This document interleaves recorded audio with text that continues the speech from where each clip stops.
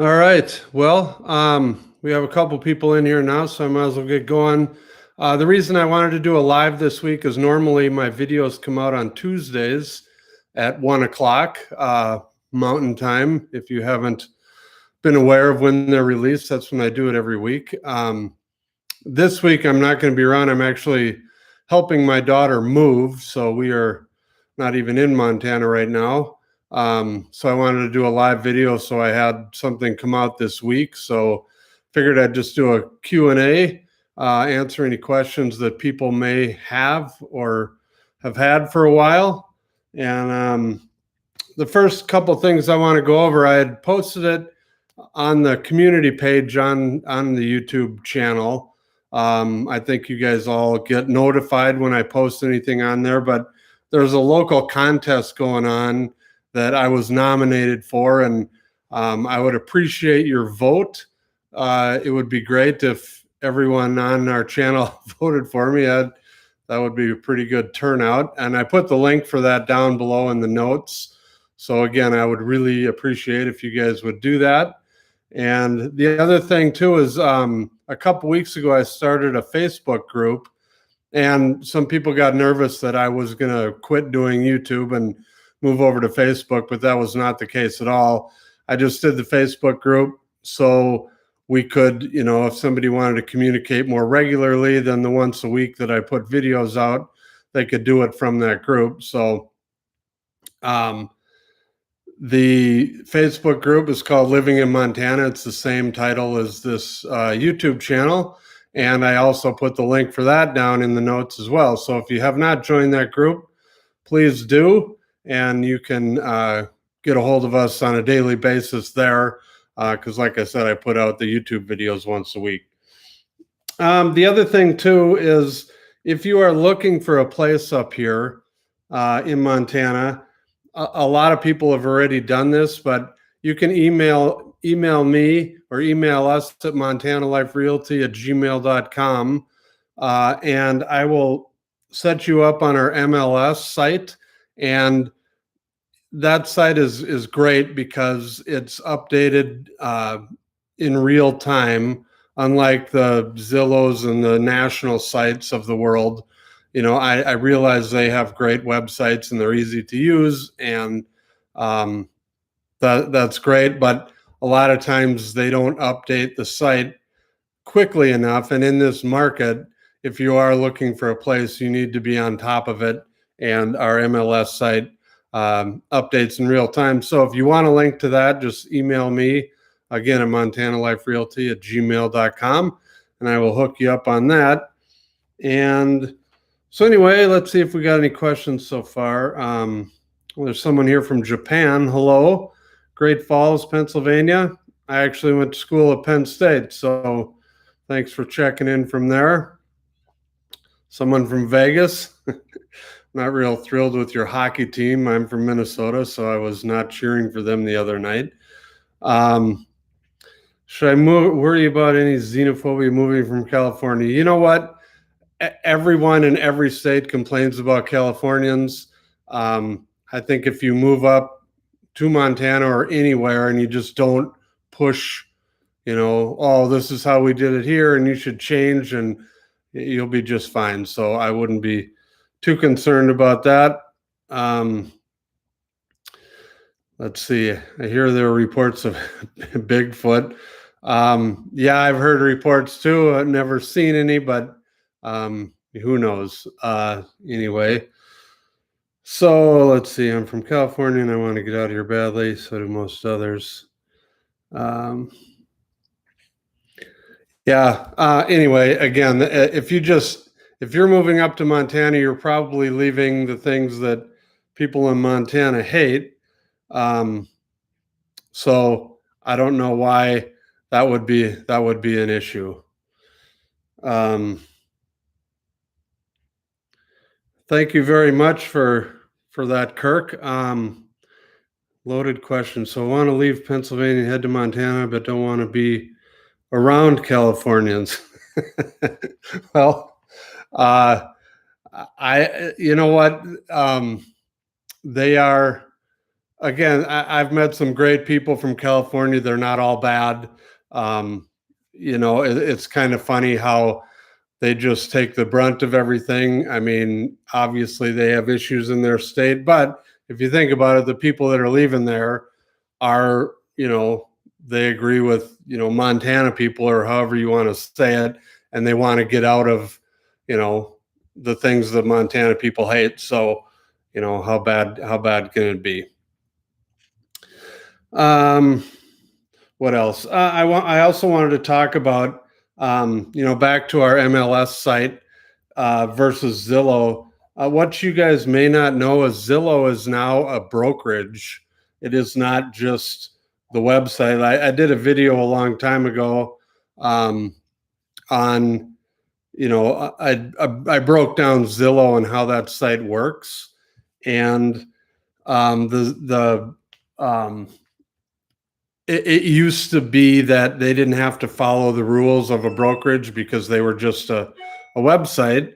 Now that they are a brokerage, they have to actually show who the selling agents are, and their Zestimate that I always complained about is obviously going to get a lot better because now they have access to our sold data, which they didn't before. So those estimates were just crazy, and they were just pulling numbers out of nowhere. So anyway, the MLS site, again, if you want that, just email me and I will get that for you. If you watched my video I did last week, I did it about finding a rental in Montana. A lot of people think they're just going to come up, rent a place for a while and then, look around for a house. Well, that's a great idea, but rentals are almost as hard to find right now as housing is. So if that's your plan, you may want to get on rentals sooner rather than later, so you can, have somewhere to go. And I said it in that video. If you're paying for a hotel, that adds up in a hurry, and that you're going to burn through a lot of money. So if you're looking for a rental, get on it soon. And I go through it all in that video. And I did say this too. It's a great job opportunity for somebody. If someone's looking for an idea up here, there is no central location to look for rentals. A lot of states, the realtors have access to rentals on their MLS. We do not. So I can't even find rentals any differently than you can. I have to go to all the different sites. You can go to Zillow. You can go to Craigslist. You can Google a town like Kalispell and just Google Kalispell rentals, and then a bunch of companies will come up and they all have their own set of listings or properties that they manage, and those will be the ones that you'll have to look at each individual company. So it takes a long time to go through all the different companies and look at all the properties for each company. So that is one of the problems with rentals right now, and you just need to be aware of that. Let's go back to the questions here. What are some of the better home or cabin builders in Montana? You know what? There's a lot of builders all over. If you want to email me, I can send you a list of the ones in our area. I'm up in the northwest part of Montana. We do have agents all over the state, so I can get you information wherever you're going. The one thing about builders right now is that they're also backed up. So the good ones are backed up about a year right now. So again, if you're looking to come up here and build something this year, unless you're doing it yourself, it's probably not going to happen. So let's see.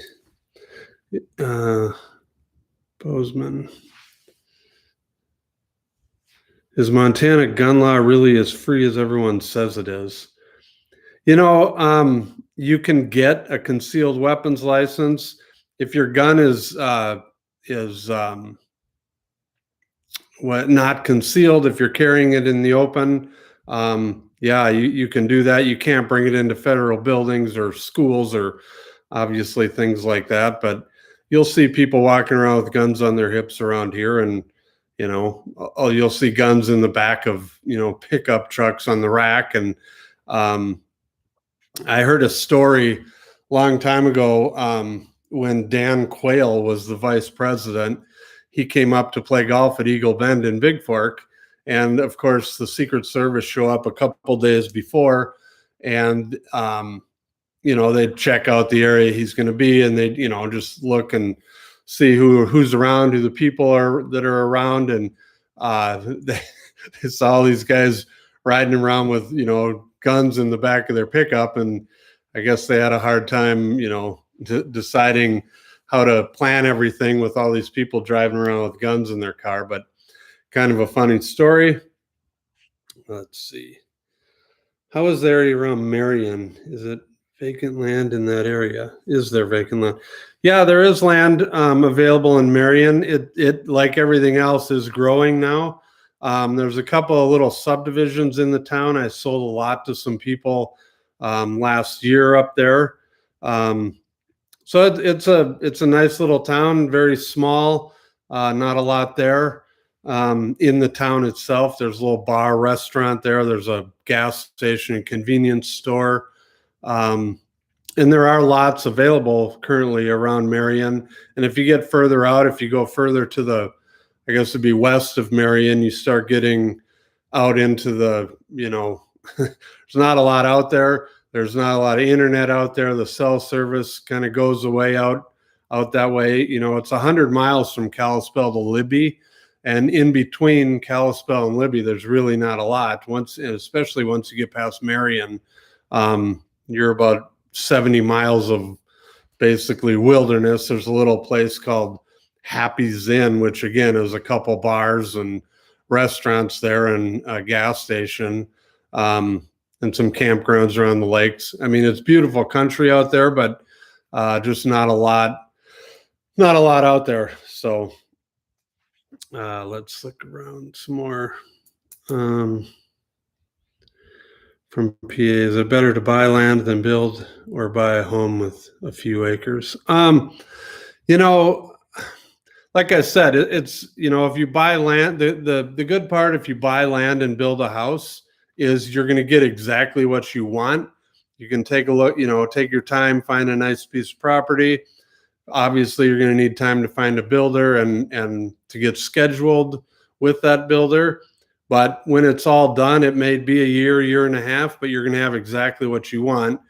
Right now, with the market so tight with existing homes, the odds of you finding the perfect house and then not getting into a bidding war with a bunch of people is kind of the problem that people are having right now. So I guess my suggestion or recommendation is, if you have time and you can wait, buy some property. There's more property available, bare land property, than there is homes. So that might help you get something a little quicker. Is the Canadian border open yet? No, it is not. And I have not heard good news. I heard that it may be closed. And again, this was, hearsay. A friend of a friend said, he heard that it wasn't, they're talking maybe not until winter time again. So who knows when they're going to open that border. I know it's kind of hurting the town of Eureka up there that's on the border. So I hope they get it open soon. I would like to go back up to Canada. It's kind of fun up there. So let's see. How is the area around St. Ignatius? My family is going to be moving there in November. Well, if you see the picture behind me, that is taken right outside of St. Ignatius. It's beautiful down there. St. Ignatius is a pretty small town, but you have Ronan just north of there that's got, the big stores, and then Polson you have is even, more stores, which is a little north of Ronan. So yeah, and then if Missoula is maybe an hour, if that, south of there. So St. Ignatius is nice. It's beautiful. You're looking right up at the Mission Mountains. There's a lot of great hiking up there. So yeah, it's a great area. Let's see, what kind of vehicle prep do you recommend, if any? I've been told to make sure you have a block warmer. Anything else? You know what? A block warmer, if you're on the eastern side of the state, yes. But on the western side, we don't get that bitter cold. You know, it's pretty rare. And the reason we don't get, you know, they get a lot more sunshine on the east side in the winter. And the clouds, you know, that we get, you know, it's kind of a bummer that it's cloudy, but it does keep it a lot warmer. So I would say the big thing that you need to prep your vehicles is make sure you have good winter tires or studded snow tires. I did a video on winter in Montana, so check that out. And yeah, that's all we do is put the studded snow tires on in the winter. Because it is so warm, we get, you know, it freezes and thaws. It's almost too warm in the wintertime. You know, it'll snow, and we'll get a bunch of snow, and then it'll get up into the mid 30s.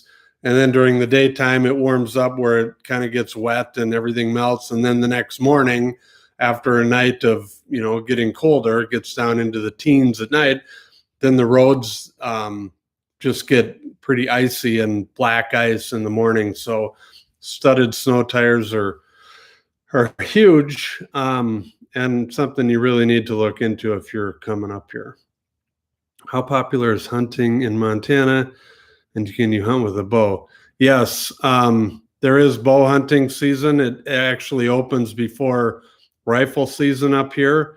I'm not much of a hunter. I bird hunted as a kid, but I've never really done the big game hunting. But yeah, hunting is very popular in Montana. In fact, you know, everybody I know hunts, and people do it not just for the trophy. You know, a lot of people up here do it for the food, for the meat.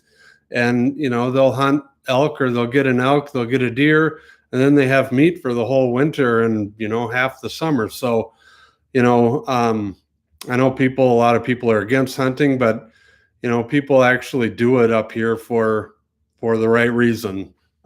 So let's see.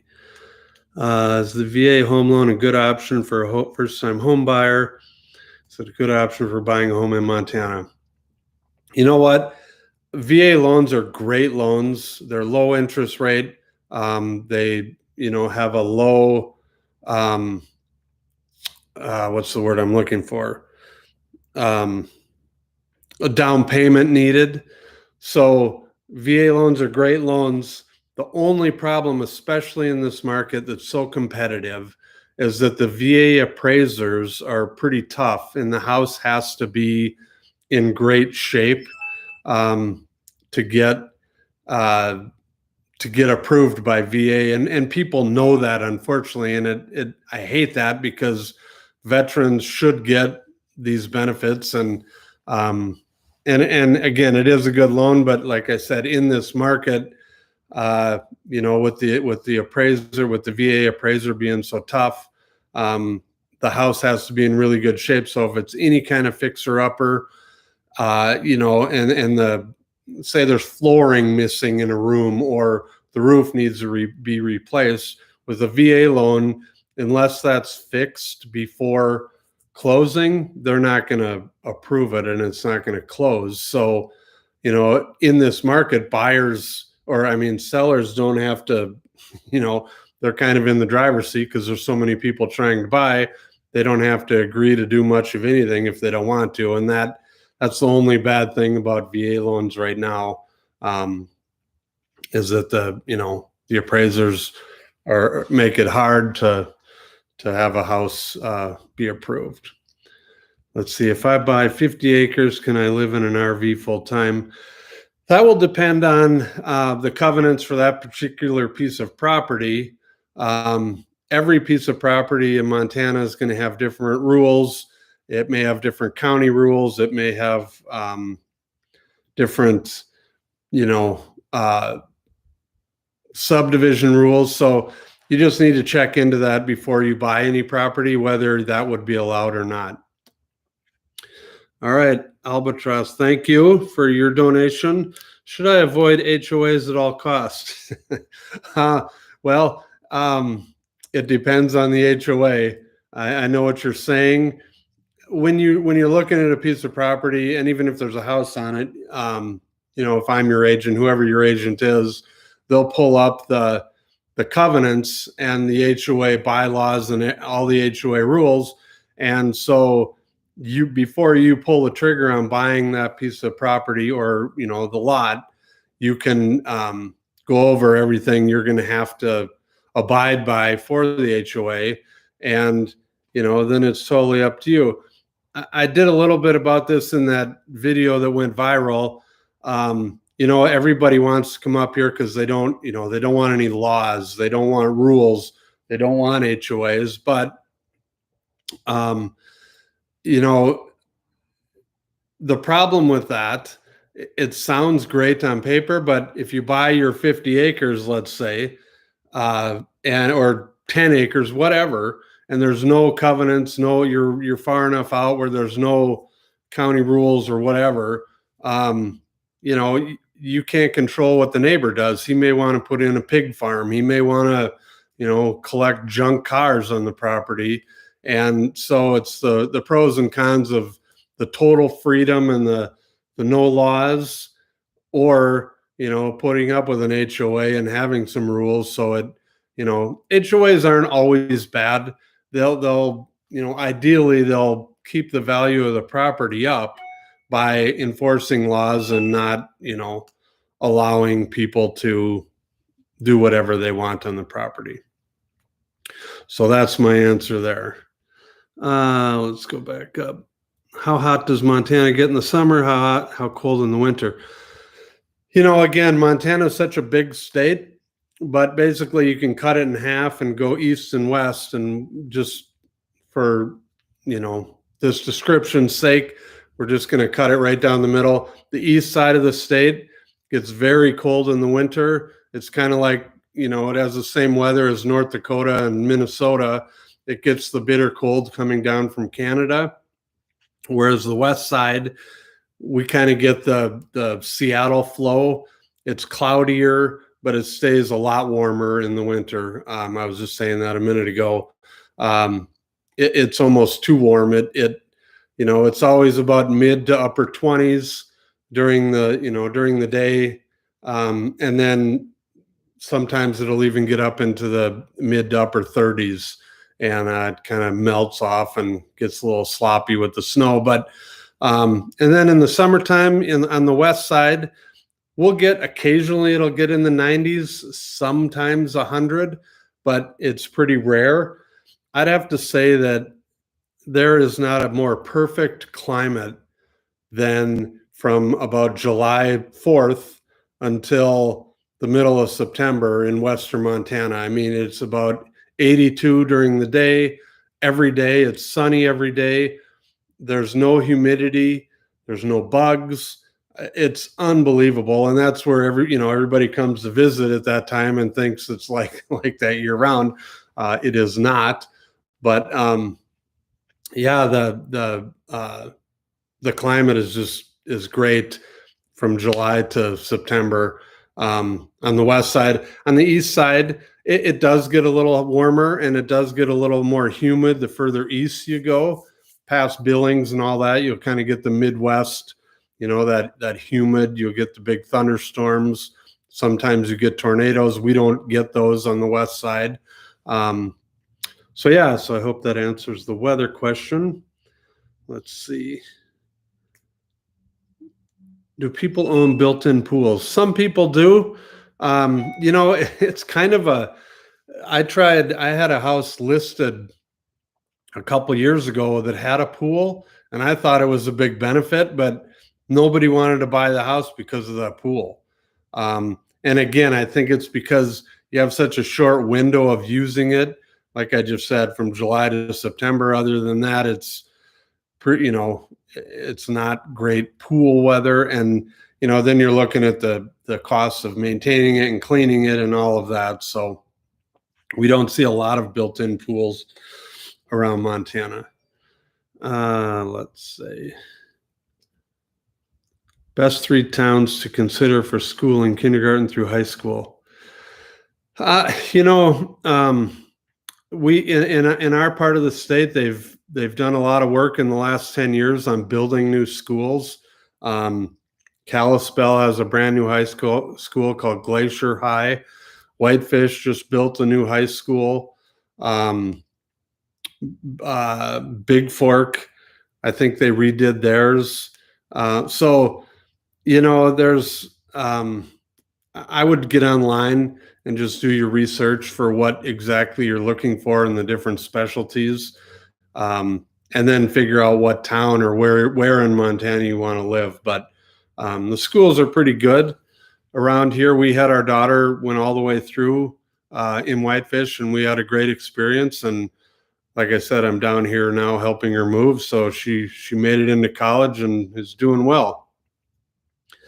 All right, what is the next question? If you have enough space around you and you don't violate any environmental laws, can you target shoot on your own property? Yes.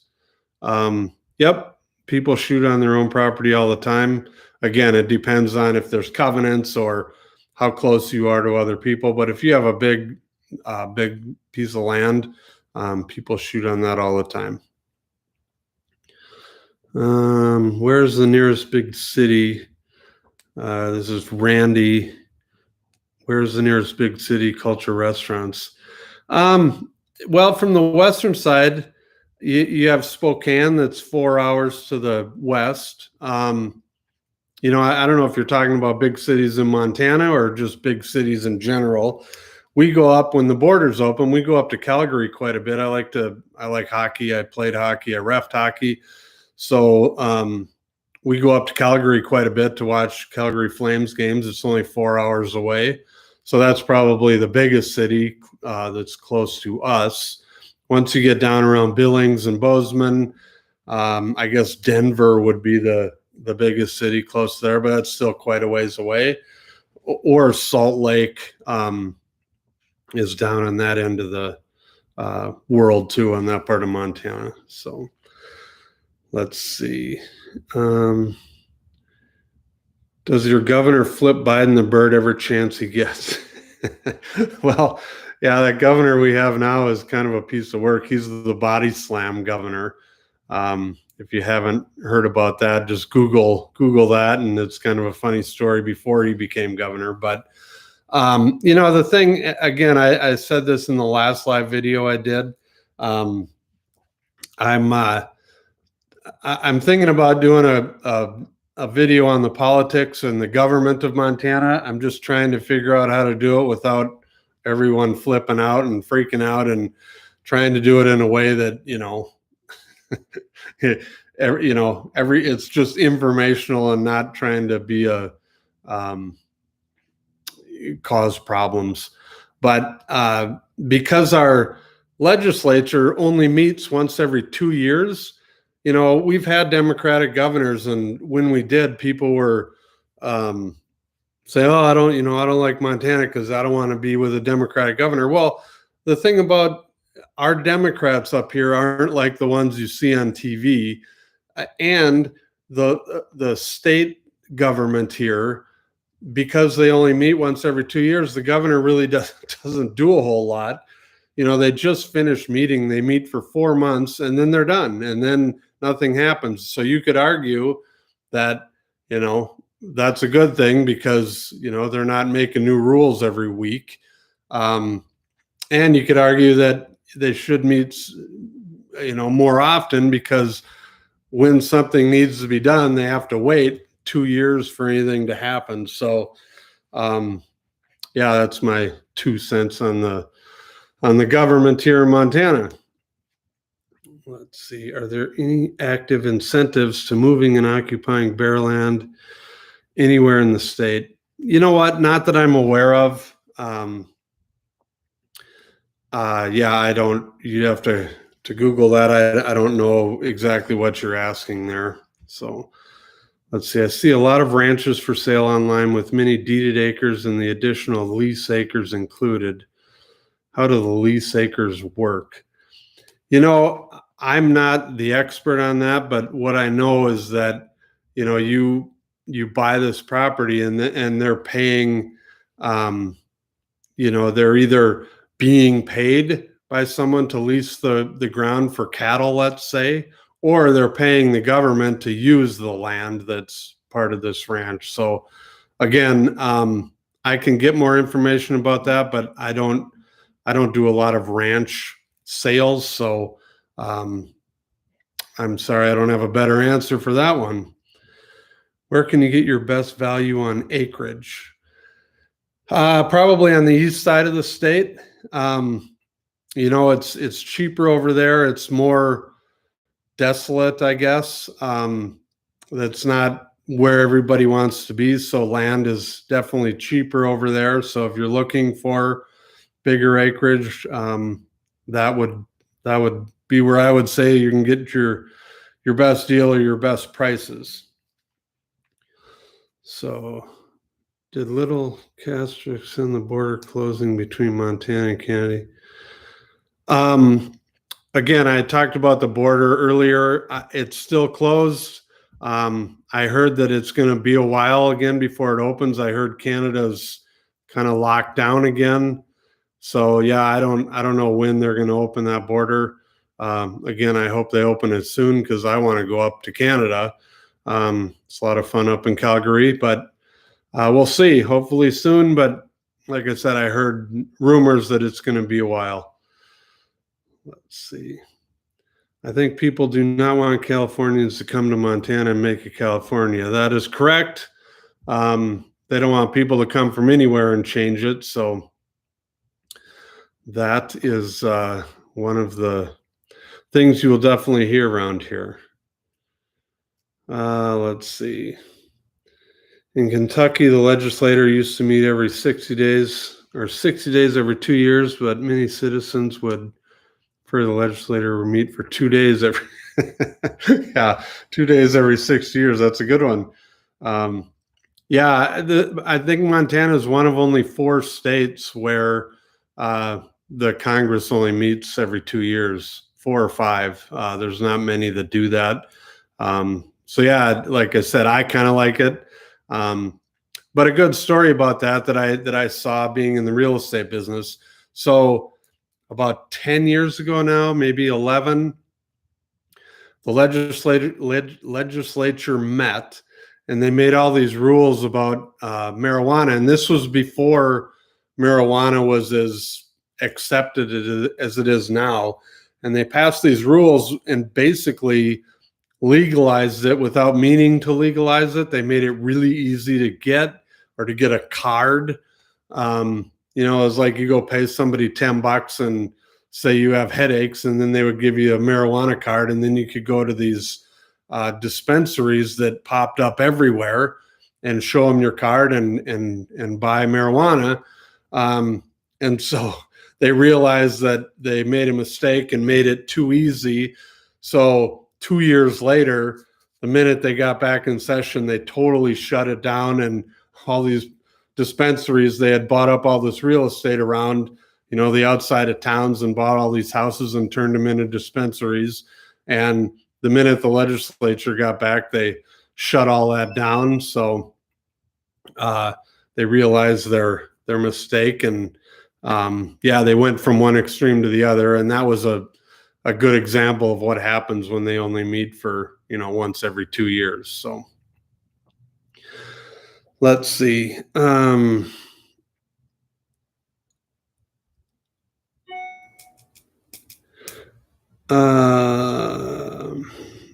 Who decides where you can put your house on your land? Well, pretty much you do. But if it's already been platted out for a septic, you know, where the septic needs to go, or, you know, and the septic and the well have to be 100 feet apart, you know, you'll have to take that into consideration. Or if you're, you know, just looking to build, you know, if there's a stream nearby, there's going to be a little bit of a setback on that. If there are covenants, there may be setbacks on the property. So there's not a simple answer for that.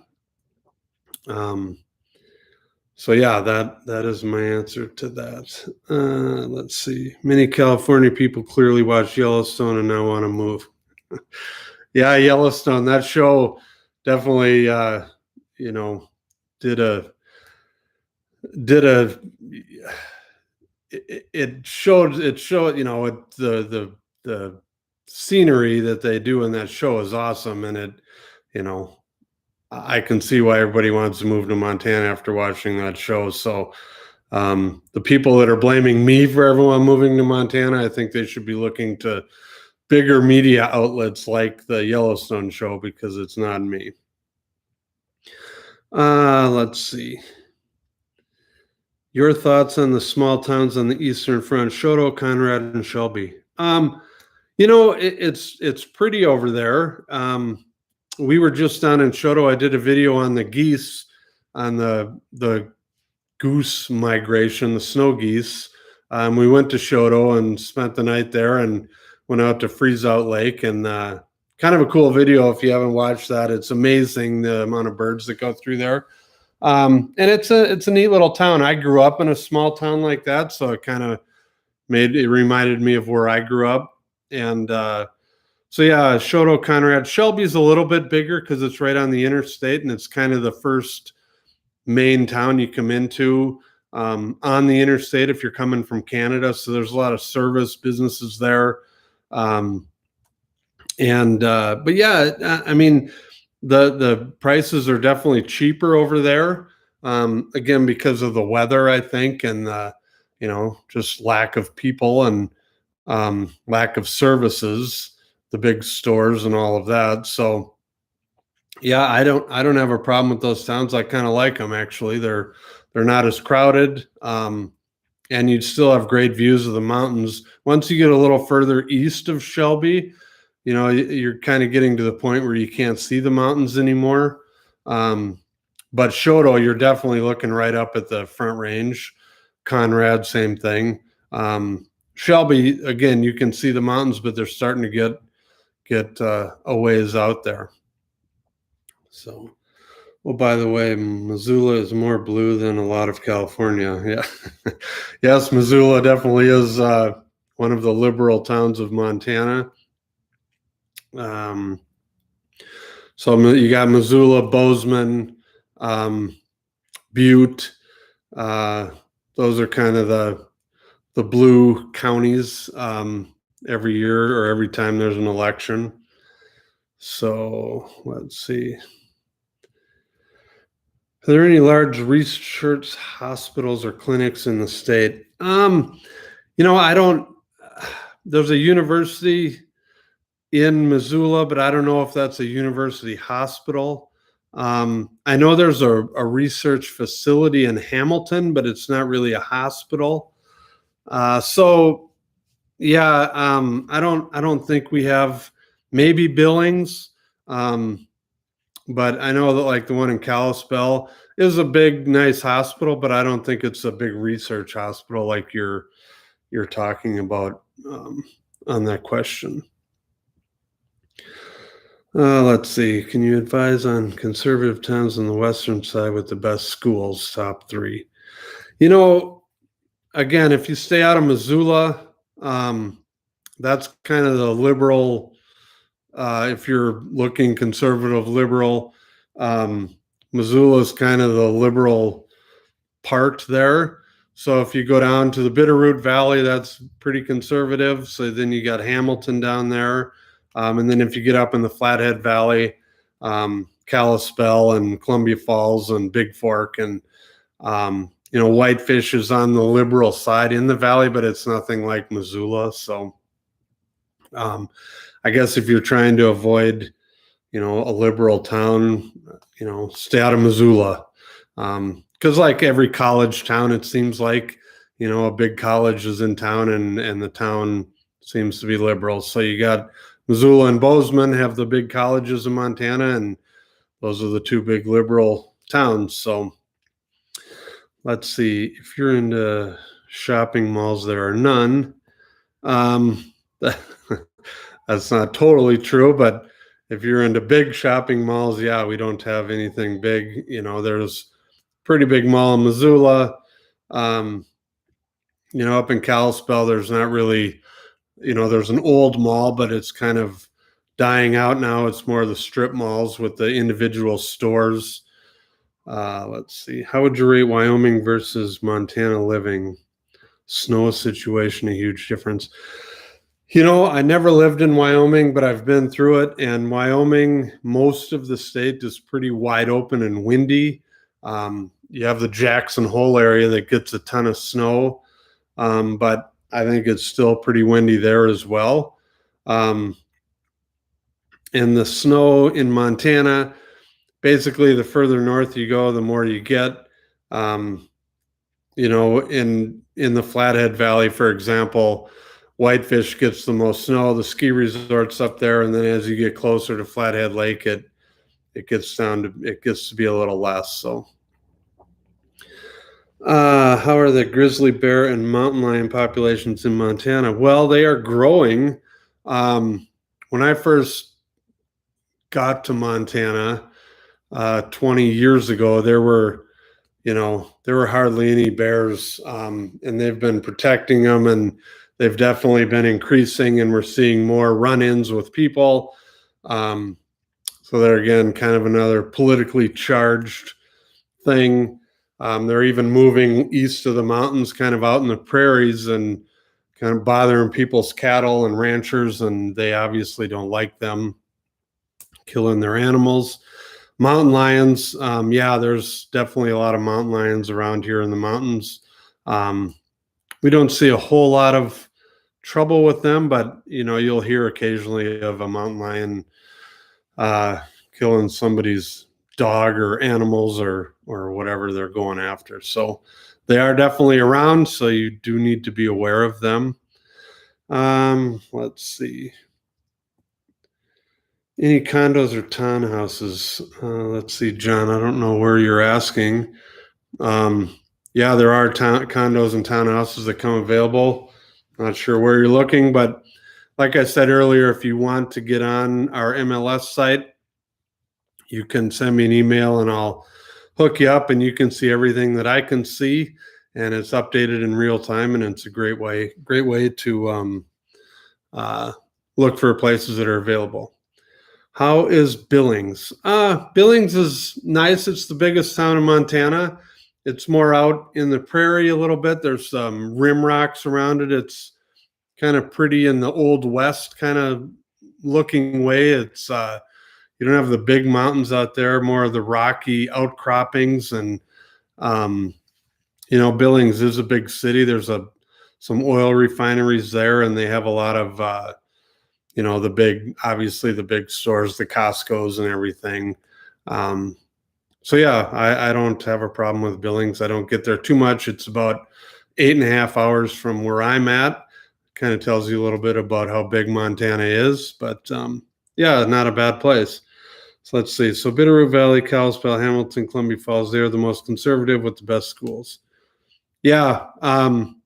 Yep. I would definitely check into those. And you can get on the websites for, in Kalispell, you got Glacier High, Flathead High, the two high schools there. Bitterroot Valley, you'll have Hamilton. You also have Stevensville. What's the other town? Stevensville and Corvallis, Hamilton. Check those out. How's Helena? You know what? Helena's also kind of a cool little town. I did a video on it if you want to look back in all our videos that we've done. And it's obviously the capital city, so a lot of government type business there, but it's a pretty town. There's some nice hiking around there and mountains, and not a bad place at all. Let's see. I grew up in Montana. It's the most unbelievable place in the world. I would absolutely go back if my husband's shop would allow it. Yep, it is a great place. Let's see. Can you buy a mobile there where you own the lot? Stacy says that. Yeah, you know what? There again, you'll need to check into the covenants for that particular lot. If it's in a subdivision or if it's, outside of town, you'll just, again, every piece of property is going to have different rules on it, and they don't all allow you to put a mobile home on there. So you definitely want to check that out before you pull the trigger and buy anything. And again, I can help out with that and let you know the rules for each of the lots you might be looking at. But that's one thing you definitely need to look into before you buy anything up here. And I think I've kind of hit the bottom down here with questions. So let me go over what I said at the beginning again. Down in the notes of this, I put a link for the local paper does a little contest, and I have a little wager going with some people in my office. They're not, they're not big on my YouTube channel, and I think it's the greatest thing ever, and I love talking to everybody and helping people out. So if you could vote for me for this little contest they're having in Whitefish, I put the link down below in the notes. I would really appreciate it.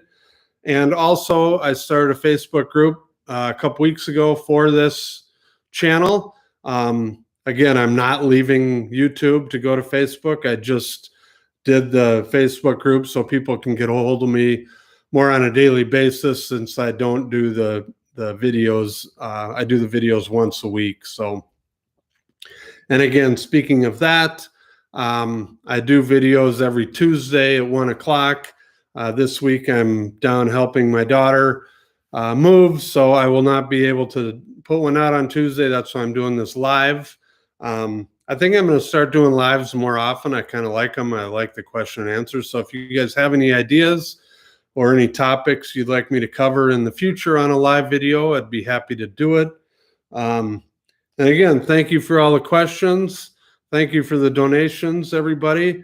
Again, feel free to email me anytime. You can also give me a call anytime. My number's all down below in the notes.